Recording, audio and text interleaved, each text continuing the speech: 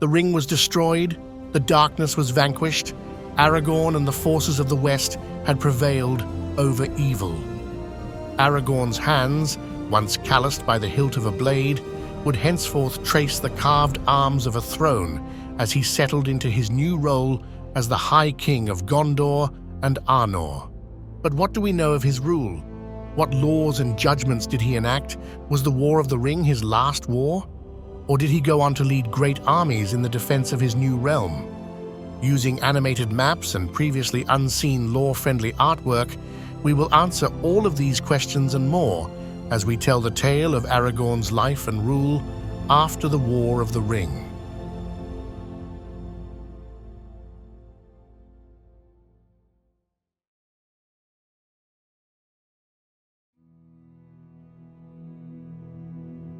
When Sauron was finally defeated, and as the echoes of war faded, Aragorn stood before the great gates of Minas Tirith. There, the long-lost heir at last ascended to his throne.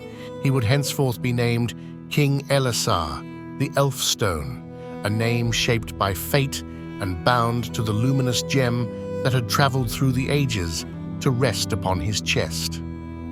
The Elfstone itself was a relic of the Elder Days, crafted during the First Age within the hidden stronghold of Gondolin. Some say that it was wrought by Enethiel, a master of gems, while others say that Celebrimbor had crafted it for Galadriel. Whatever its true origin, it came somehow into the possession of the Lady of Lothlorien. And from Galadriel, the stone passed to her daughter, Celebrian, and from mother to daughter, it traveled again, coming to Arwen. And when Aragorn led the Fellowship to Lothlorien, after Gandalf fell into darkness in the mines of Moria, Galadriel once more held the Elfstone. And as the Fellowship prepared to depart from her realm, she gifted the ancient jewel to Aragorn as a symbol of destiny. "Yet maybe this will lighten your heart," said Galadriel, "for it was left in my care to be given to you should you pass through this land." Then she lifted from her lap a great stone of a clear green, set in a silver brooch that was wrought in the likeness of an eagle with outspread wings. And as she held it up, the gem flashed like the sun shining through the leaves of spring. "This stone I gave to Celebrian my daughter, and she to hers, and now it comes to you as a token of hope. In this hour, take the name that was foretold for you, Elessar, the Elfstone of the House of Elendil." Then Aragorn took the stone and pinned the brooch upon his breast, and those who saw him wondered, for they had not marked before how tall and kingly he stood, and it seemed to them that many years of toil had fallen from his shoulders. From that moment onward, the Elfstone never left him. It gleamed upon his breast as he strode into battle, as he walked the long road to his kingdom, as he fulfilled his destiny. And when the crown was set upon his brow, he bore not only the weight of rule, but the name that had long awaited him. In the language of the High Elves, he was Elessar, the Elfstone.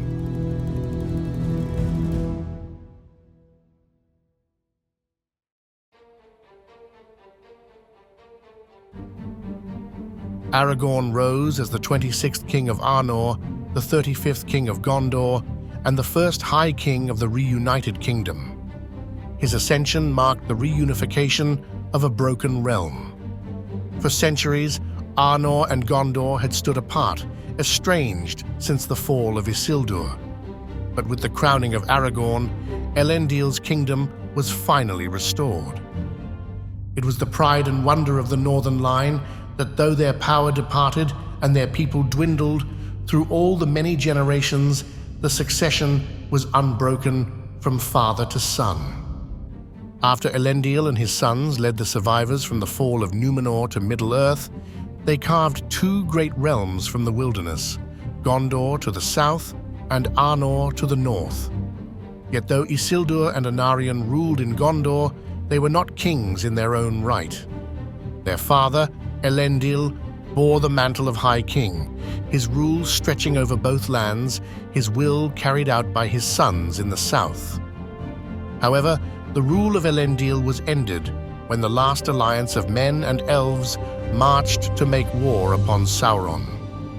For 7 long years, they besieged Barad-dûr, and when at last Sauron emerged to face them, it was the sword of Elendil and the spear of Gil-galad that laid him low. But the price of victory was steep. The war claimed the lives of both Elendil and his younger son, Anarion. And so Isildur took up the High Kingship, yet his rule was to be short-lived. Just 2 years later, as he rode north with his sons, orcs ambushed him in the Gladden fields. There, he was slain amidst the waters of Anduin, and the One Ring slipped from his finger. The only remaining heir was his youngest son. But Valandil was a child at the time of his father's death, and when he did come of age, he opted to rule in Arnor alone, leaving Gondor to be ruled by his cousin. And so, from that moment forward, the 2 realms of the Dúnedain stood divided. Gondor ruled by the heirs of Anarion, Arnor by the descendants of Isildur. For 8 generations, the kings of Arnor held their realm together, but time proved a cruel adversary. For the Dúnedain no longer dwelled in Westernesse, and as a consequence, the might of the Dúnedain waned. And when King Erendur passed in the year 861 of the Third Age, his sons turned upon each other, and the great northern kingdom splintered into 3 hostile realms, Cardolan, Arthedain, and Rhudaur. And soon, whispers of an unseen terror drifted down from the north, where cruel men and orcs were gathering, and at their head was the Witch King of Angmar. For at that time, the realm of Angmar arose in the north, beyond the Etten Moors. Its lands lay on both sides of the mountains, and there were gathered many evil men, and orcs, and other fell creatures. For nearly 7 centuries, war plagued Arnor. The Witch King struck again and again, weakening the Dúnedain with each campaign, and as if war were not enough, another tragedy befell them. A terrible plague came creeping from the east, sweeping west and then north. Eventually, the weakened and diminished men of Arnor fell beneath the onslaught of Angmar, and its last king, Arvedwi, fled into exile before perishing in the icy embrace of the northern sea. And although Gondor, with the aid of the elves, rose in vengeance and drove the Witch King from the land, the kingdom itself lay in ruin. As a consequence, the heirs of Isildur would no longer name themselves as kings. Instead, they took upon themselves a more humble mantle, calling themselves the chieftains of the Dúnedain, and the surviving men of Arnor became known as the Rangers of the North.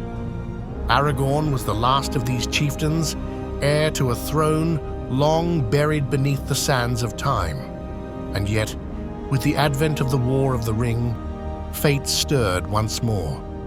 And at long last, with the return of the king, after 3,000 years of division, the sundered realms of Gondor and Arnor were bound once more beneath a single ruler. The age of the Dúnedain had begun anew.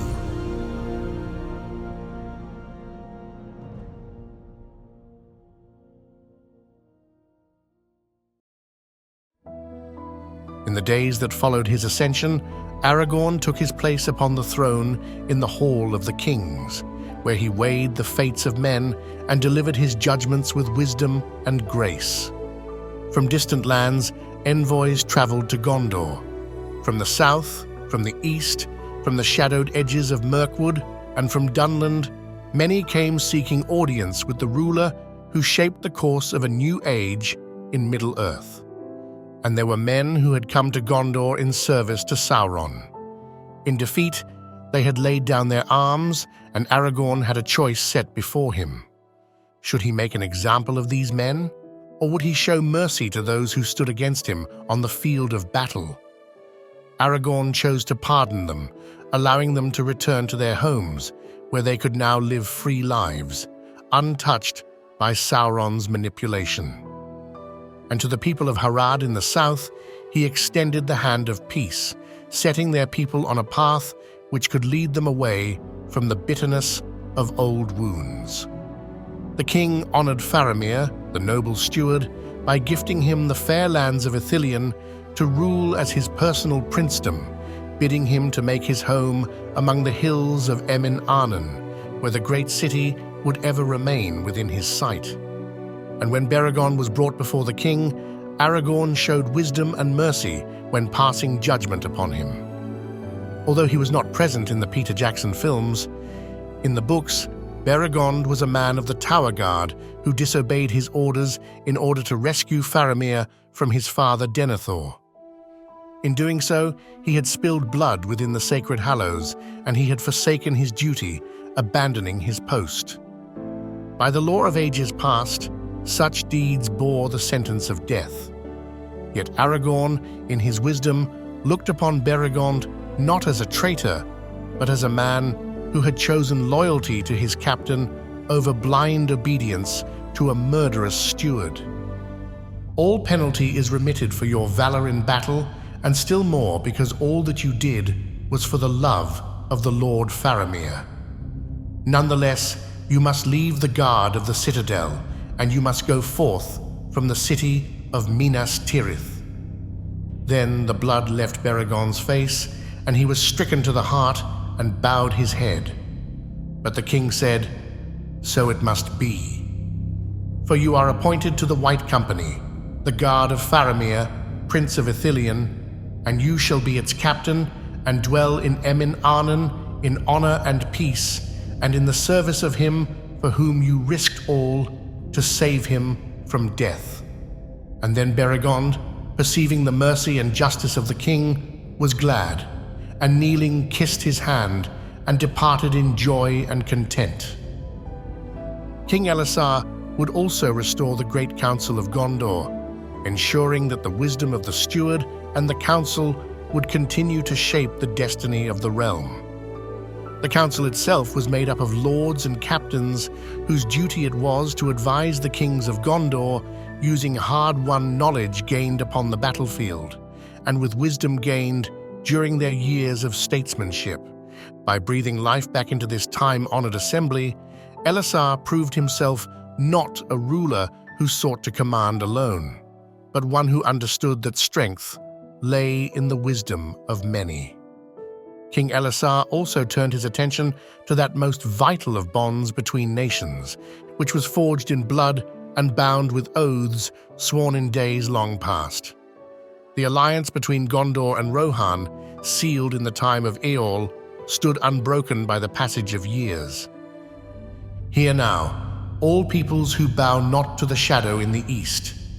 By the gift of the Lord of the Mundburg, we will come to dwell in the land that he names Calenarthon, and therefore I vow in my own name and on behalf of the Eortheod of the north, that between us and the great people of the west there shall be friendship forever.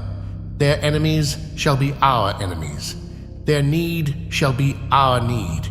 And whatsoever evil or threat or assault may come upon them, we will aid them to the utmost end of our strength.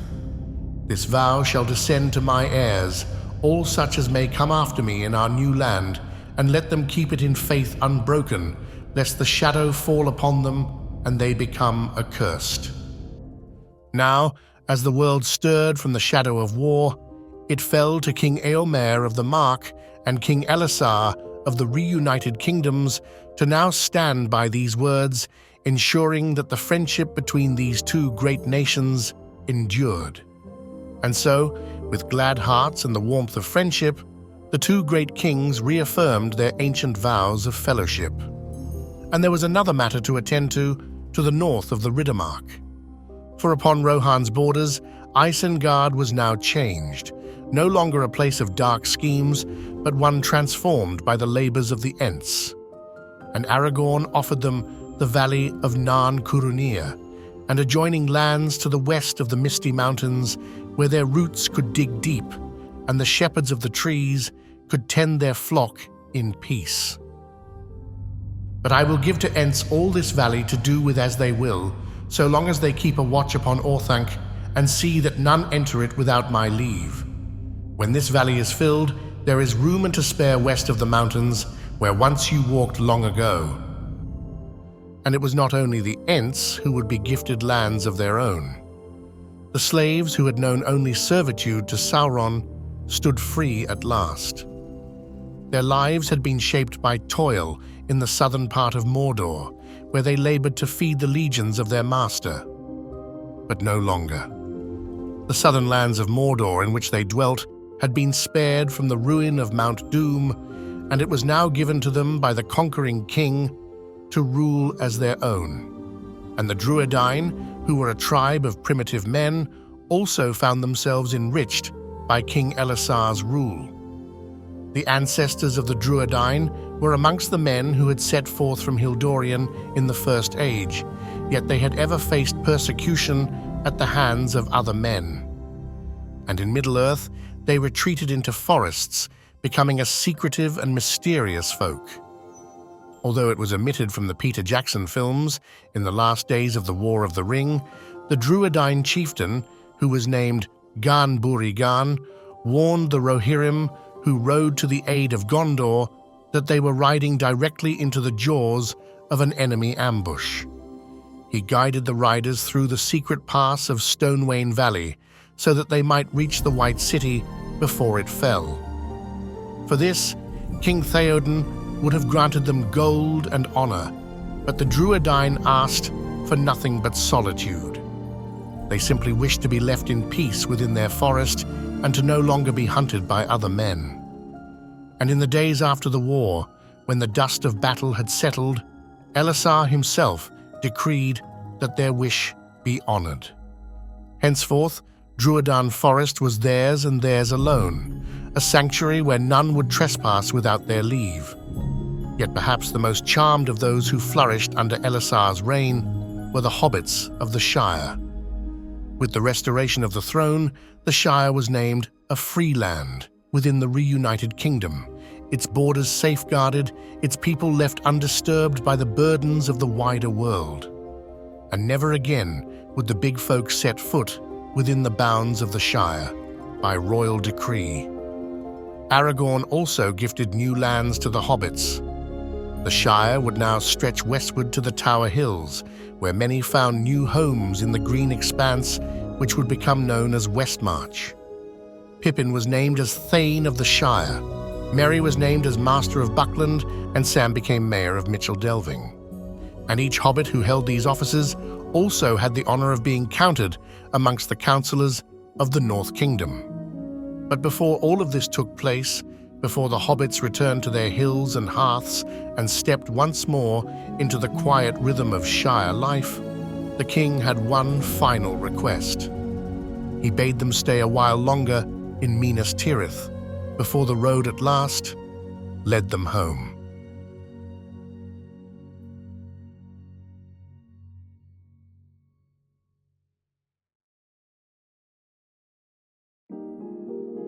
In the days following the end of the war, the Fellowship lingered together for a time in Minas Tirith.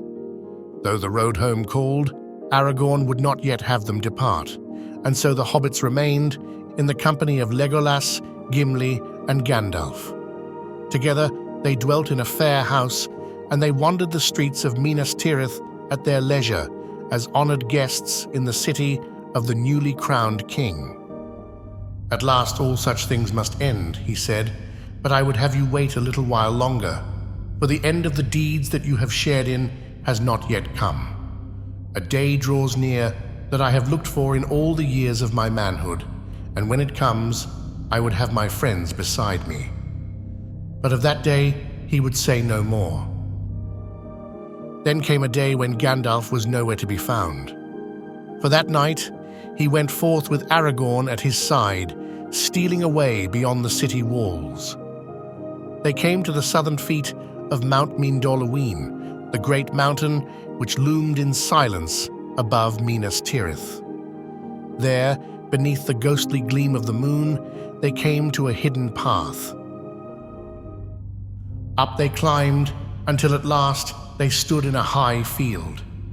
And there, alone in the desolation, stood a white tree, no more than 3 feet high.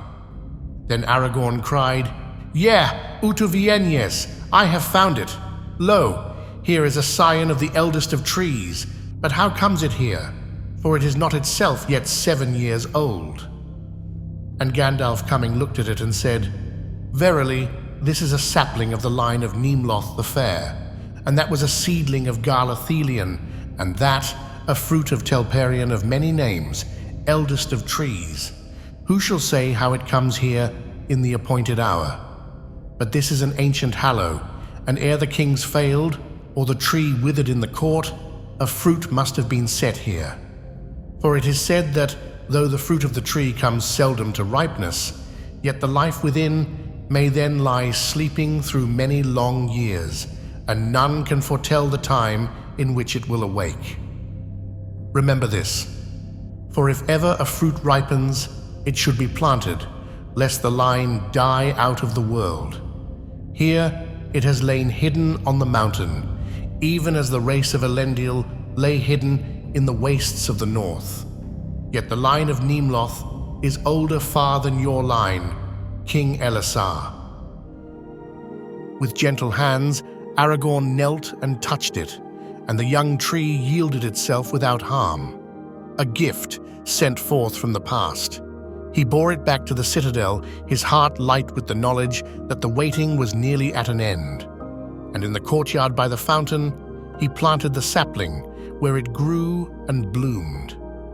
Then Aragorn knew that the time had come, and so he set watchmen upon the walls, bidding them to keep watch upon the road that wound down from the north. And at last, on the eve of midsummer, they came.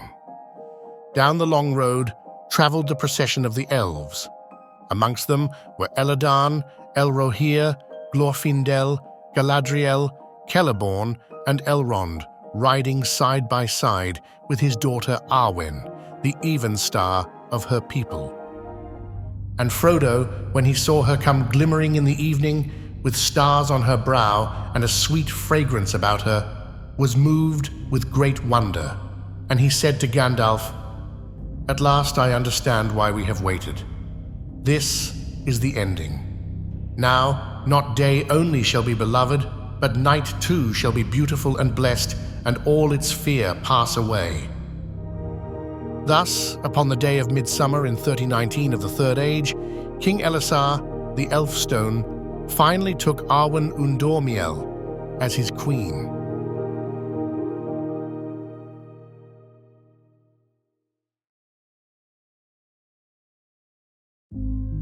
As the days of jubilation waned, once again, Frodo turned his thoughts to home, and he went to the king.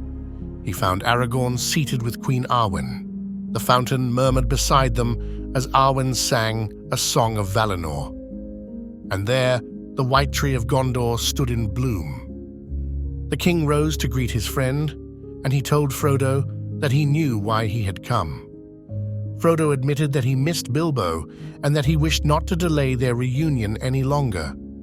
Consequently, the king decreed that all would depart together in 7 days' time. At last the day of departure came, and a great and fair company made ready to ride north from the city. Then the kings of Gondor and Rohan went to the Hallows, and they came to the tombs in Rath Dinan, and they bore away King Theoden upon a golden bier, and passed through the city in silence. Then they laid the bier upon a great wain, with riders of Rohan all about it, and his banner borne before. And Merry being Theoden's esquire, rode upon the wain and kept the arms of the king. Beside Aragorn rode Frodo and Samwise. Gandalf sat tall upon Shadowfax.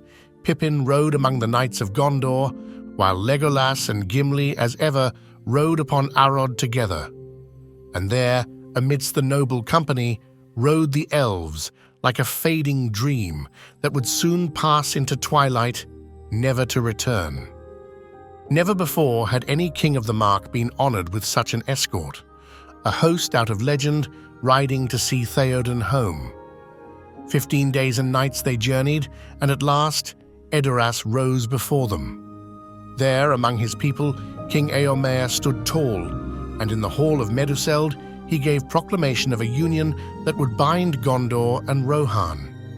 Before Aragorn and the gathered host, he spoke of Faramir and of his sister Éowyn, who had stood against the Black Captain and defied despair.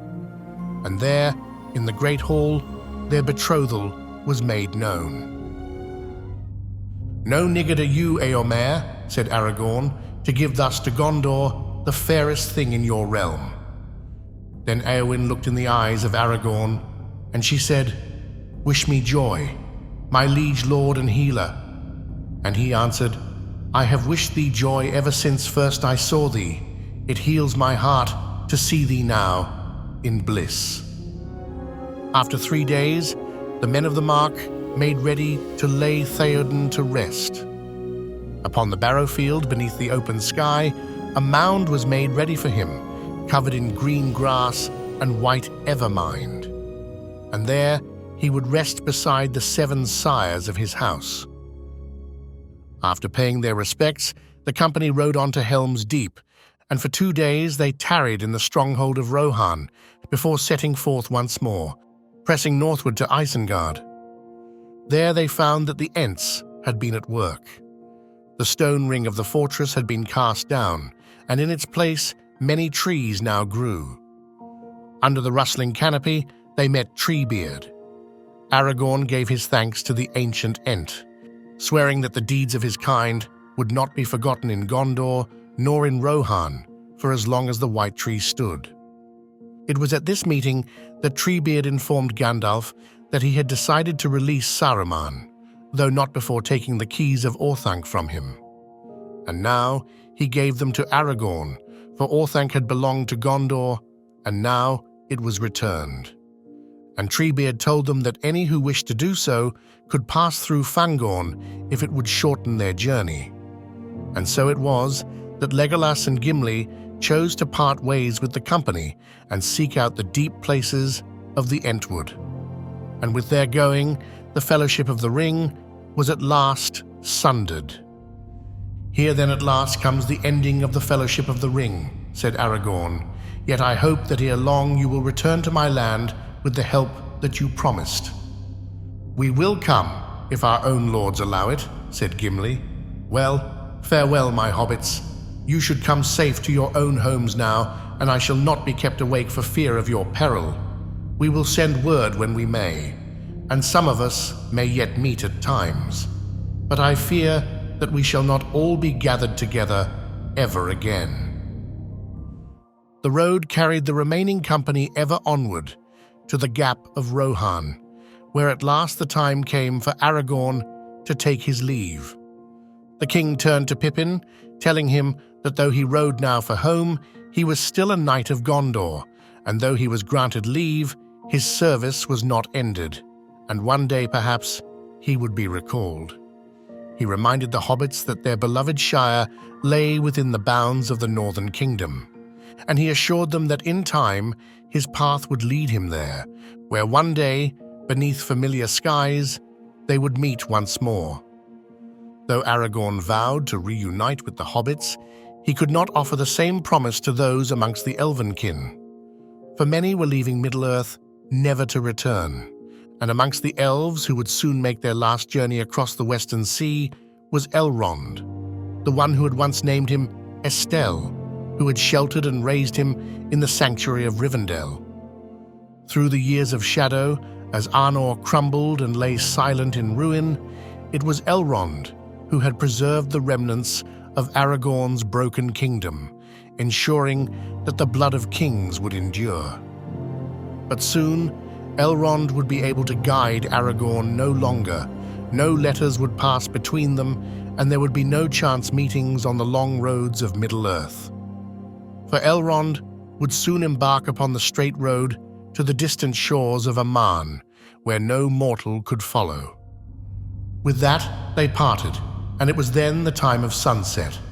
And when after a while they turned and looked back, they saw the King of the West sitting upon his horse with his knights about him, and the falling sun shone upon them and made all their harness to gleam like red gold, and the white mantle of Aragorn was turned to a flame. Then Aragorn took the green stone and held it up, and there came a green fire from his hand. As the Fourth Age dawned, the ring-bearers left the shores of Middle-earth forever, and with their voyage into the uttermost west, the great tales of their deeds passed into song and legend.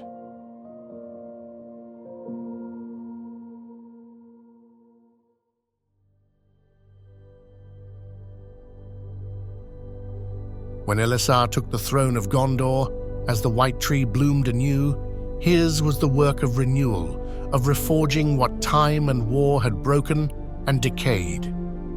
And among his labors was the restoration of Orthanc, the Black Tower of Isengard.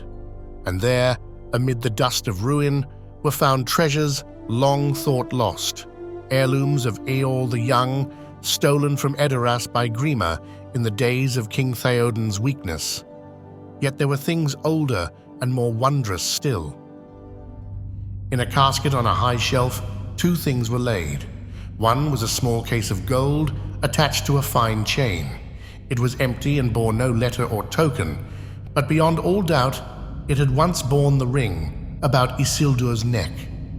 Next to it lay a treasure without price, long mourned as lost forever, the Elendilmere itself, the white star of elvish crystal upon a fillet of mithril that had descended from Silmarion to Elendil and had been taken by him as the token of royalty in the North Kingdom.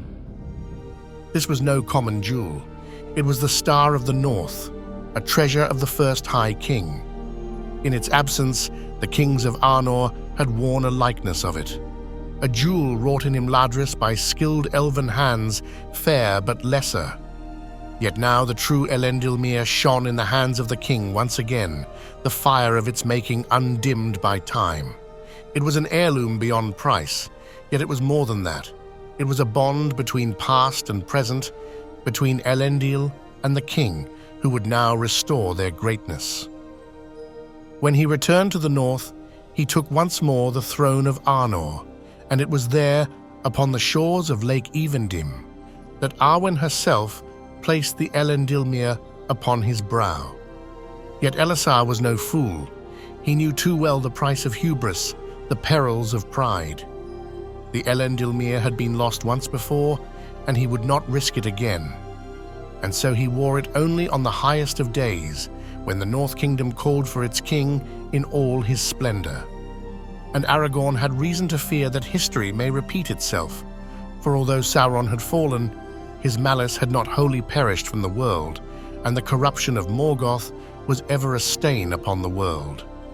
And in the shadowed corners of Middle-earth, there still lurked enemies unbowed, the remnants of age-old hatred and animosity that remained unspent. For though Sauron had passed, the hatreds and evils that he bred had not died, and the King of the West had many enemies to subdue before the White Tree could grow in peace. And wherever King Elessar went with war, King Eomer went with him, and beyond the Sea of Rhûn and on the far fields of the south, the thunder of the cavalry of the Mark was heard, and the white horse upon green flew in many winds until Eomer grew old.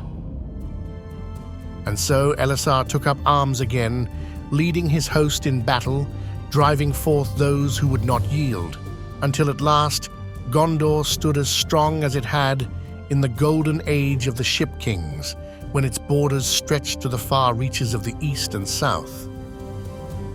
Despite these wars, Elessar's reign was one of peace restored, of lands renewed, of old wounds healed.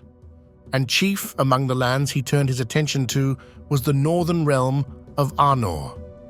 There he would walk in the footsteps of his forefathers, and the people of the Shire rejoiced to know he was near. But never did he cross their borders, bound by the law he himself had set, that none of the big people should enter their land. Instead, he would ride to the Brandywine Bridge, where his friends would meet him. Peregrine, Thane of the Shire, came often, and Samwise the Mayor too. In the second draft of the omitted epilogue of The Lord of the Rings, Sam's daughter Eleanor found a secret letter from the king himself, informing Sam that he was coming north soon. Eleanor had dreamed of seeing the elves, fair folk with starlit eyes and laughter like music. And now the king was coming north with his queen, Arwen Evenstar, fairest of her kind. "Shall I make 3 curtsies, or only 1?" said Eleanor. "1 will do, 1 each for the king and the queen," said Sam. "For though it doesn't say so in the letter, Eleanorelli, I think the queen will be there. And when you've seen her, my dear, you'll know what a lady of the elves looks like, save that none are so beautiful. And there's more to it even than that. For I shall be surprised if the king doesn't bid us to his great house by Lake Evendim. And there will be Elladan and Elro here, who still live in Rivendell. And with them will be elves, Eleanorelli, and they will sing by the water in the twilight." And when at last they came to Annúminas, Eleanor's dream came true. For she did not merely glimpse the elves from afar, she was given a place of high honor as one of Queen Evenstar's maids in Annúminas Restored.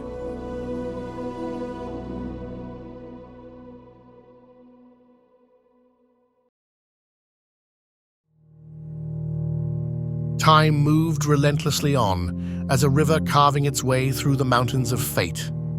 And in the high halls of Gondor, where the white tree grew taller with each passing year, Arwen Undormiel dwelt as queen. For 60 years, she stood at Aragorn's side, a golden age of men. Yet, amidst the splendor and glory of his rule, time whispered its inexorable truth. For the days of all men are numbered, and even the mightiest and most noble must one day succumb to the turning of the world. Aragorn felt the weight of the years weighing upon him, and he knew that his time was ending. The blood of Númenor still held its ancient gift, the power to relinquish life, to surrender it willingly, and pass beyond the circles of the world with grace, before the slow decay of old age unmanned him. Arwen had long foreseen this day, yet foresight is a hollow shield against grief, and the certainty of his fate did not lessen the ache that gripped her heart. The hour came at last.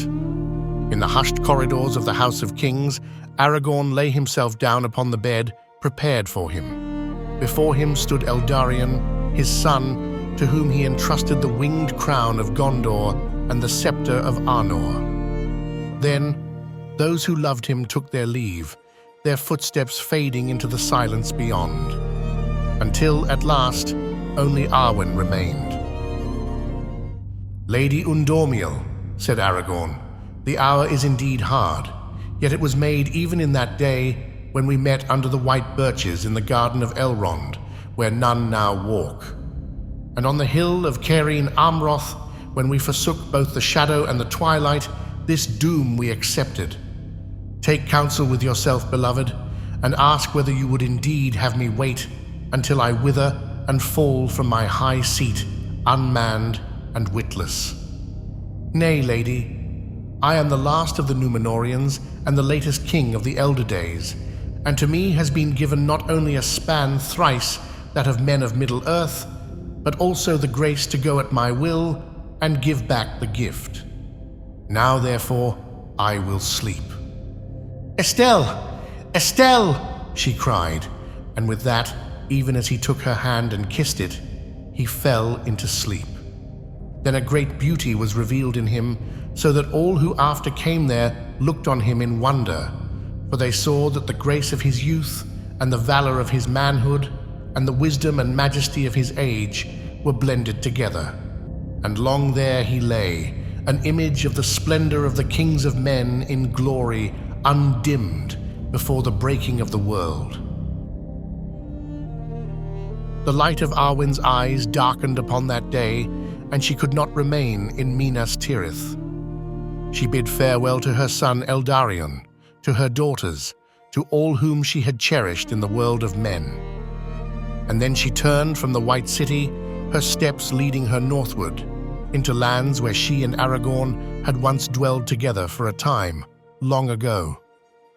To Lothlorien she went, though Galadriel had long since departed, and Celeborn too had now left these lands.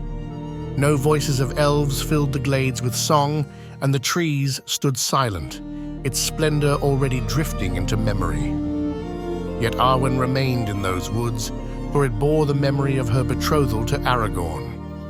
And through the warmth of one last summer, and through the falling leaves of one last autumn, she dwelled there in long mourning. And when winter came, she climbed the hill of Carin Amroth. Here, where once she had stood beneath the golden leaves of the Malorn trees and pledged herself to Aragorn, she now lay herself down, and her spirit passed beyond the circles of the world.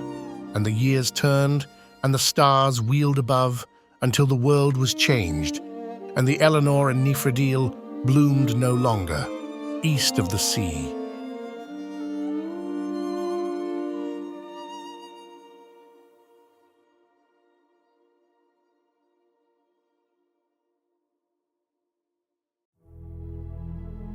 Aragorn ruled the reunited kingdoms of Gondor and Arnor until the year 120 of the Fourth Age. Long had the lifespans of the Dunedain waned since the doom of Westernesse. Yet, in Arnor, the chieftains of the Dunedain still possessed a great measure of the gift of longevity, their lives often lasting twice as long as men of lesser lineage, and sometimes more. Yet even among them, there had been none like Aragorn. 210 years he walked the lands of Middle-earth, and to the very end, the fire of his spirit did not dim, nor did his hands grow weak upon the hilt of Andúril. Also, though the length of lives of the Dunedain grew ever less in Middle-earth after the ending of their kings, the waning was swifter in Gondor. And many of the chieftains of the north still lived to twice the age of men, and far beyond the days of even the oldest amongst us. Aragorn indeed lived to be 210 years old, longer than any of his line since King Arvagil. But in Aragorn Elessar, the dignity of the kings of old was renewed. But the passing of a king is not the end of his story. Aragorn had forged a house that would endure beyond him, bearing the name Tel Contar, meaning Strider, a tribute to the path that had led him from the wilds to the throne. And to his son, Eldarion, he bequeathed the high kingship of the reunited kingdoms. It was said that Eldarion would rule a mighty realm, and this kingdom would endure beyond reckoning, lasting for 100 generations of men. And now, as the winds of time stir and the time of King Eldarion dawns, our story now draws to a close. But the name King Elessar would live on in legend and would continue to be sung in the halls of Gondor and Rohan, whispered in the quiet groves of the Shire, and etched into the very heart of Middle-earth.